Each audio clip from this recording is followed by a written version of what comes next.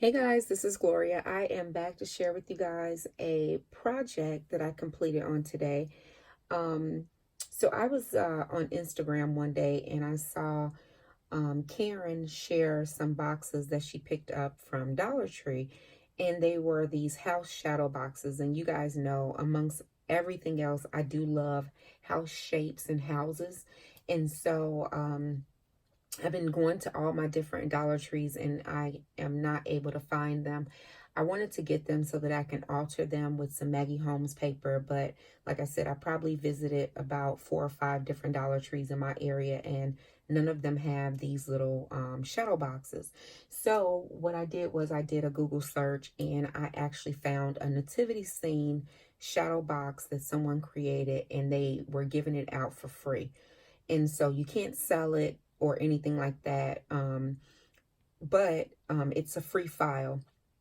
So I downloaded it into my Cricut design space.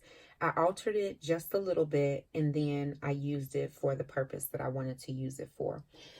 So before I share with you guys the boxes, I'll share with you guys what I used.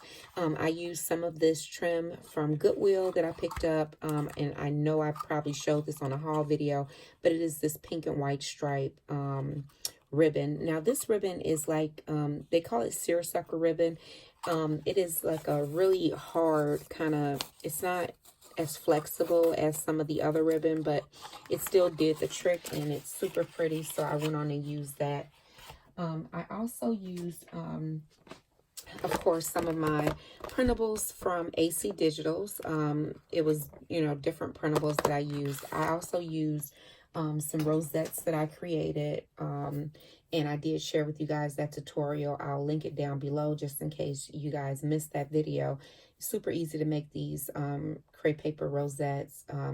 If you have a sewing machine. Also, if you don't have a sewing machine, you can definitely hand sew them, do a running stitch, and then gather them the same way that you would as if you were to stitch them with a sewing machine, and it should work out for you fine.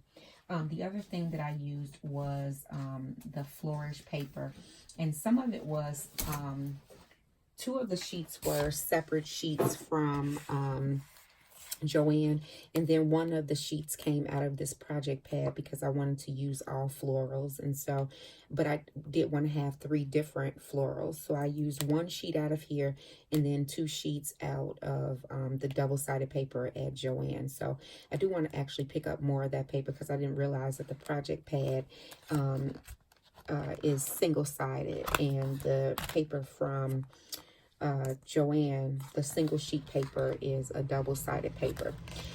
So let me show you guys my little shadow boxes. So this is the first one that I created. I did create 3 of them. I also used some paper from Joanne all the way in the back of the shadow box, and it's this hot pink basil paper that I use, and it's a kind of heavyweight cardstock. But this is one that I created, and that's where I use my rosette in the back. These are printables from AC Digitals, and then I use some glitter paper to back them with. And at the bottom and on the rosette there is clear mylar that comes from Walmart, and I'll share with you guys that and how it looks. So they call it shredded mylar, and this is what the packaging looks like. Iridescent shredded mylar, and that's the way it looks. And so all I did was just put some hot glue on my rosette as well as in my box, and then I just shook some in there, and whatever caught is what stayed where you see it. So that is how that one looks, and this is the smaller house of the 3 that I created. This one on the inside is just white. This one is the paper that came out of the Flourish project pad. So that is the first one that I created, and that's the smaller one. This is the medium size one right here, and as you can see, it kind of graduates in size, and all I did was change the size of the height on these houses, and I kept my lock on so that it'll still have the same shape, just a smaller scale. So this one is 8 inches tall. This one is 10 inches tall, 10 inches, the design itself was 10 inches tall. This box is not 10 inches tall. Let's see. Somebody may ask, how tall are they? So if you make it the height of 8 inches, then your box, your smallest box would be 5 inches. So this one is 5 inches tall, but my height on this design was 8 inches. This one right here, the medium size one, as you can see, it has the double-sided paper on the inside because that's the paper that came out of the single sheets at Joann. I put another one of my rosettes and some printables from AC Digital and put some little mylar in the bottom of that one, and then my seersucker bow up top. And this one was cut at 10 inches as the height, and this box is 6 1/4 inches tall. So that is my second box. And then my last, third box is the big one. And this was the first one that I put together. And as you can see, it has like this scallop at the bottom. And that's because this was originally supposed to be for a nativity scene. And this was like the bottom part of the house.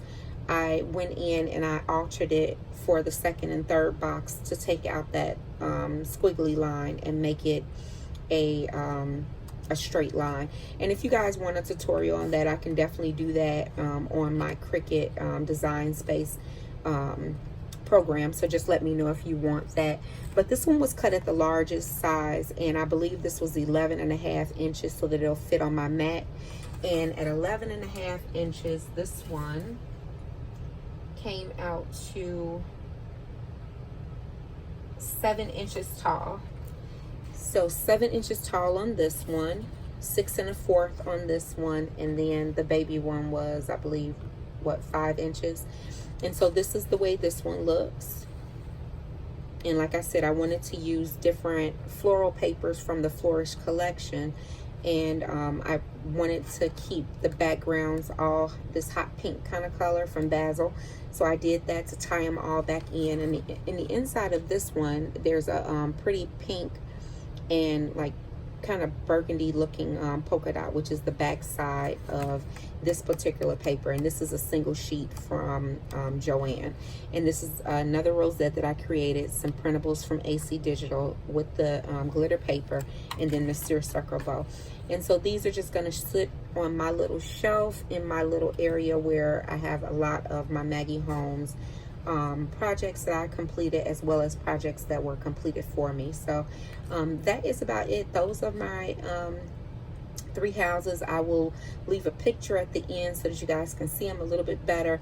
And that's about it. So if you guys want a tutorial on how to create these and also where I found these, just let me know and I will do that for you guys. I'll also link, I'll try to find the cut file again from online, and I'll link that blog to this video so that you can go over and grab that. Just make sure, guys, that it's not something that you're going to sell, because you can't sell this design because it was a free design, and you know there's disclosures and stuff on the website. So that is about it. That is what I wanted to share with you guys. As always, if you guys have any questions or comments, please leave them down below and I'll get back with you as soon as I possibly can. Take care, guys. Bye.